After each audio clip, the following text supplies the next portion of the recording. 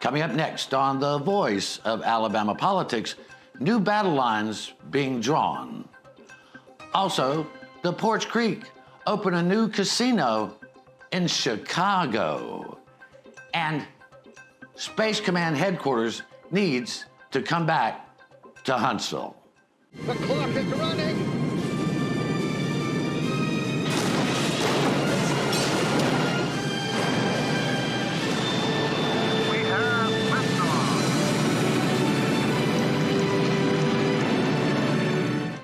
Does anybody have this guy's number?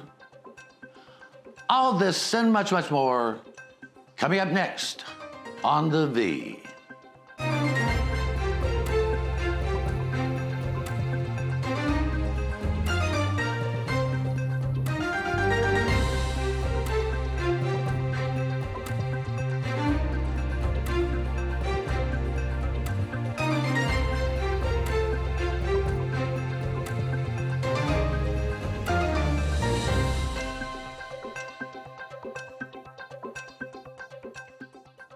Welcome to The Voice of Alabama Politics, where we tackle the tough issues so you have the hard facts.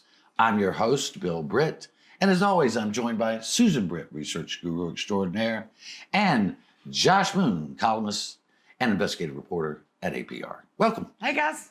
Hey, y'all. With the election of Donald Trump back to the White House, there's going to be a great opportunity for him to do what I think was an egregious harm to the state of Alabama. Because right before President Trump left office the first time, the decision was made to move the Rocket Space Command to the Rocket City, to Huntsville, to put it at Redstone Arsenal. However, when Joe Biden came in as president, he determined to leave it and to put it out in Colorado Springs. Now, I think we have good evidence that that was done because of the shenanigans of Tommy Tuberville and a few others. Tuberville was the first one to jump on board to deny Biden the win. And I think that was an egregious act itself. But two wrongs, as my mama used to say, don't make a right. So let's hope that somebody has President Trump's number and can call him up and say, hey, put it back in Huntsville where it belongs. Yeah. Well, if you remember at the time, too, Tuberville was holding up the promotions in the military at the time that happened. So that was like a double thing for him to be able to move it. But it makes no sense. Yeah. I mean, Huntsville met 11 out of the 21 criteria for the Space Command to be here. Right. It is the space city. That's where the Apollo program started. We've got Lockheed Martin, we got Boeing there, we've got everything. We engineers by the thousands that are trained in space technologies. I mean, it's a natural fit. Josh is the only place that ever made any sense. I don't say that because I'm an Alabamian. I'm just saying, Warner von Braun, the United States government picked Huntsville because it was strategic and it also was secure, a place to build rockets. And if it's good enough for back then, it's probably still good enough today. And you live there. I mean, it's an enormous infrastructure. Yeah, listen, if it's good enough for one Nazi, it's good enough for I was going to say that, but I didn't do it. Now, listen. Now, in all honesty, for all of us that may be in the real estate business or game or whatever, a little bit, just dabble a little bit, bring it back. Bring it back. No, it's all seriousness. I did not. I wrote at the time. I did not care for the decision that the Biden administration made to move it back out. I felt it was basically political at that time. It hurts, the prospects of Huntsville. I thought Huntsville was the best place for it. Even the folks that come up with the reports to try to justify moving it out to Colorado or keeping it in Colorado, they had to jump through a lot of hoops. If you read those reports, to say that it needed to be out there, and so moving it back, man, I think it's the right decision. I would be curious, before we say that, I would be curious, though, to know what's been done in the years since that decision was made and to make sure that maybe we're not going to be up. Because the other thing we need to remember, is we're talking about families here Yeah, too, right, that work right. in these places. These military folks, these families. I don't want to uproot a whole bunch of folks that are doing a good job, and maybe the system is okay. But I would like to see it back in Huntsville for the long term, if that's the best solution for it, which I felt that it was when it was originally moved. So maybe 4 years is not that long enough. It's not long enough to change that. Well, Where it should be. from my understanding, there hasn't been that much progress made. It's the government. They don't do anything fast. That's true. And the other thing is the resources here, like you said, of engineers, also University of Alabama at Huntsville, they specialize in cybersecurity and rocket engineering and things like that. And if you look at the cost of living compared to Colorado Springs, I mean, it's a much better living environment than, and not just in Colorado Springs, but it's cheaper to live in Alabama, even though Huntsville is becoming the most expensive place to live. But It is. it's still a great place to. It is a great city and Madison are great places in Alabama to raise a family, to live. The schools there are unbelievable, Yeah. and they're scoring. And speaking of, UAH has for years had a department of engineering. Specific building in itself that is just devoted to engineering. And Josh, recently Manufacture Alabama and Boeing and all the big aerospace contractors that are here in Alabama. Lieutenant Governor Will Ainsworth was very involved in this, and that was creating the Aerospace Council to boost the business here. And we've been doing things like that since the 60s in Alabama. That has been a part of Alabama since the 60s. We're not newcomers to this. So the state is really behind this. While they're not behind a lot of things, they're behind the aerospace industry. Yeah, they are, and we have research corridor up here in Huntsville, and it's been here for a number of years with a number of the defense contractors, businesses that operate out of Huntsville, and I think that helps push that a lot. I know what Ainsworth and some others have done, and I think that their work has been solid on this and in pushing it. But I also think that it's been pushed by locals here. Tommy Bowden and some of the folks in Huntsville have done a really good job as well. And I think that has been a very key component to helping to push this thing forward. And once you already have that established, it's so much easier to attract folks in and to do that business because you already have those large firms here in place. And Battle has done a great job on bringing business in. He's also done a great job, or is doing a really good job on infrastructure. Yes, he is. But the weird thing is, Susan, you and I back in the early 90s had ISDN lines to the pole. Yeah, we did. I mean, that was high-speed internet back then. That was huge. And it was to the pole. I'll tell you right now, there's some people sitting on 565 all day long that would disagree with infrastructure.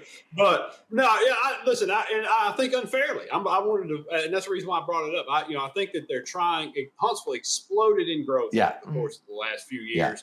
And the infrastructure that's been there and trying to get the state and the federal government to partner up and to fix some of these things has been a slow go. And I think they've blamed the locals a little unfairly for some of that. And I will say this because it's very true. If it hadn't been for Richard Shelby, we would have none of the things that we have today. That's absolutely in true. the Huntsville, Madison area. We're going to have to leave it right there. You're watching the voice of Alabama politics. We'll be right back.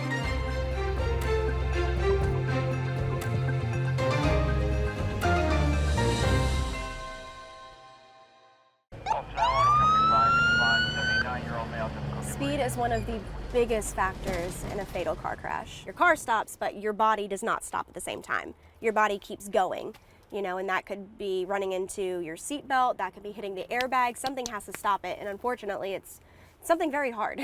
There have been times that we've come upon accidents where if people weren't speeding, they'd probably still be alive today.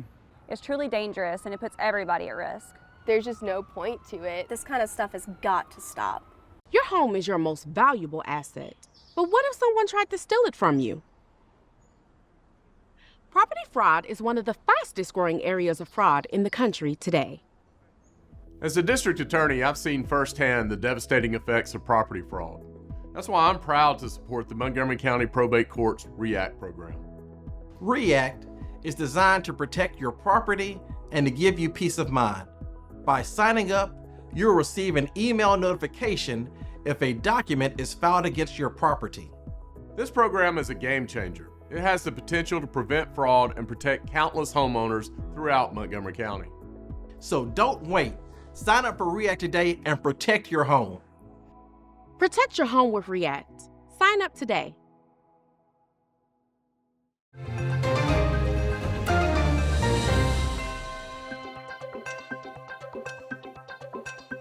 Welcome back to the voice of Alabama politics. As Josh reminded me during the break, we also have Bud Kramer to Yeah, we thank do. Yeah, for we do. that. What we have in Huntsville, Madison area. He was a great congressman and still is a great individual in Alabama. Yes. Susan, for years we've been trying to get full-scale gaming in Alabama. The Porch Creek have been behind it. Of course, the McGregor family and several other people have pushed to get this done, and it just will not go through. But what has happened recently is that in Chicago, in Illinois, the Porch Creek Band of Indians have built a luxurious high-end casino in Chicago that is the envy of the Midwest. And they would love to do that here. But we can't get our lawmakers to get off their backsides and actually understand that this is not a bad way to raise money for government. They're paying hundreds of millions to the state of Illinois. And all they had to do is go in and invest about $500 million to build this thing, which propped up the economy. And yet we're still scrambling over, arguing over who gets to play bingo games. Right, and the projected income, is going to bring $200 million in tax revenues and over 1,000 jobs. Just, can you imagine if we were doing that in Alabama, what we'd be able to do with the tax revenue here when we're always crying how poor we are? We already have gaming here. Yeah. It's already here. Yeah. Just go ahead and do the paperwork. Josh, you wrote the story on this, but it's just phenomenal what the Porch Band of Creek Indians have been able to do over the last just 15, 20 years. 20 years ago, they were still doing this out of trailers. And they built an empire. And yet we've got other facilities here that are running, but they're not being able to run at the type of capacity that we could. And look, my old grandpap used to say, you can take a dime off the devil's soul and spend it on good works. So why wouldn't we take this money from the Porch Creek and the other gaming interests and invest it in Alabama like they're doing in Illinois? Well, and I wrote a column about this, and I think that we tend to undervalue what we have here in this state in a lot of cases, and this is one of them. The people treated the Porch Creeks as though they're just some backwoods group that aren't doing anything. This is their ninth property worldwide. They manage casinos for a number of large entities that you've heard of. They partner with casino gaming companies that you've heard of, as does Lewis Benefield and the McGregor family that operate Victoryland and the Birmingham Racecourse. They do the same thing. But you're right. And this is the other problem that I've always had is this idea of gaming and gambling and expansion somehow being this nefarious sort of thing that's taking place, something that we should be ashamed of in some way. It's an entertainment that adults go to. Yeah. These people talk about gaming in one breath, and then in the next breath talk about what a fun time they're going to have in Vegas next month. Yeah. It's the same damn thing, y'all. This is a legit company, and we turned down so far in the last session. We turned down a proposal that was backed by everybody, and everybody thought was a good one. To have 10 casinos basically in this state. The state of Illinois has 16 right now. just by comparison. We were going to bring in more than $1 billion a year in tax revenue from these things, and we were going to create somewhere between 12 and 15,000 jobs. And if you doubted any of those numbers, just look at what we're projecting and what they're currently employing at these casinos in Illinois, the casinos that are going to be smaller than the ones that they were projecting to build in Alabama. So those numbers hold up very, very well. And that's what you should have thought of this as a job bill from the very beginning of this thing. And stop treating these folks as though they're some rubes from the backwoods that don't know what the hell they're doing. They went to Chicago and won this bid. They very well know what they're doing. Yeah, they do. And look, they have built this opportunity for their people. And it could be a great opportunity for Alabama. And I don't just mean the Porch Creek. I mean the Lewis Benefield and the Greger family have two great locations. There are some others, but the legislature was almost there, and it got tanked because of special interests outside, in my mind. And people worried about, oh, I won't get the votes. I won't get the vote. You pass it and you'll get votes. Don't worry about the votes. The votes will come. 80% of Alabamians want gaming. They want the opportunity to vote on gaming. Give it to them. You're not making the decision. You're not the one making the decision. The people of Alabama make the decision about what they want. I think you and I have gambled probably 3 times in the 36 years we've been married.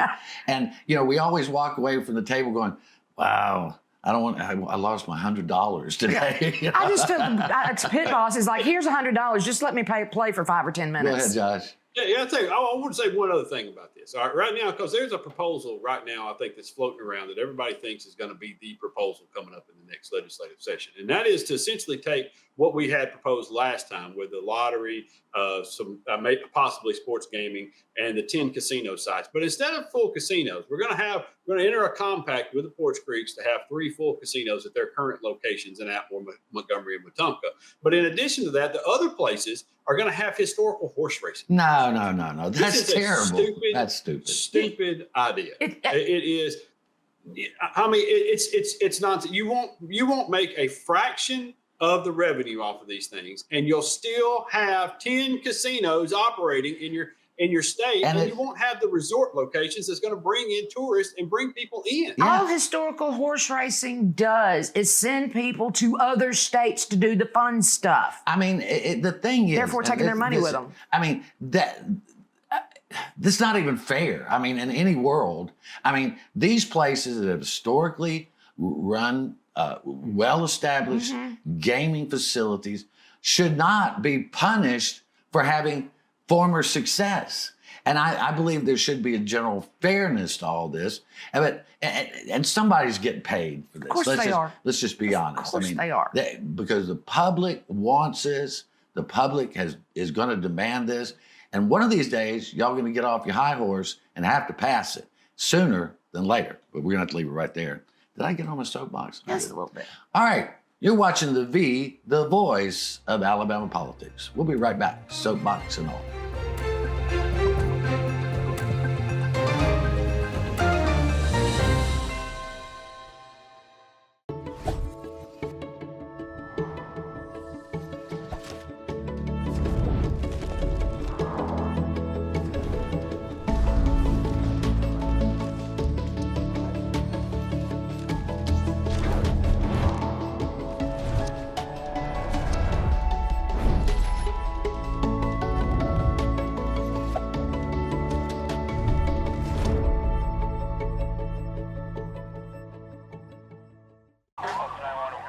My personal biggest pet peeve is kids who are not properly restrained, whether that be in a booster seat, a car seat, or even a simple seatbelt. Kids, they become projectiles, and it's terrifying. It absolutely breaks my heart to know that something so innocent could be punished so severely. Your children rely on you to be that person that says, no, you need to put your seatbelt on.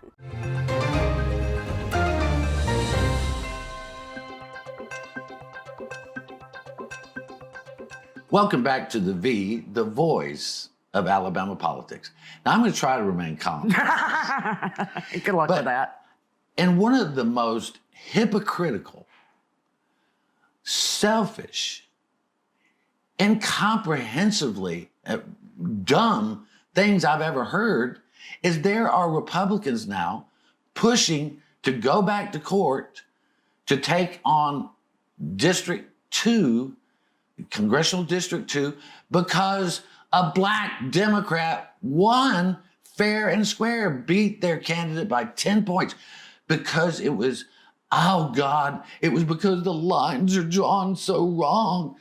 Yeah, because the Supreme Court of the United States found that you had drawn them wrong when the Republicans drew them. You still have the rest of the state other than one other district. I mean, do you have to have everything? I mean, Josh, do they have to have everything? Or can't we share a little bit? Are we like a bunch of selfish little kids down here, legislature that says, oh, well, we got to have everything?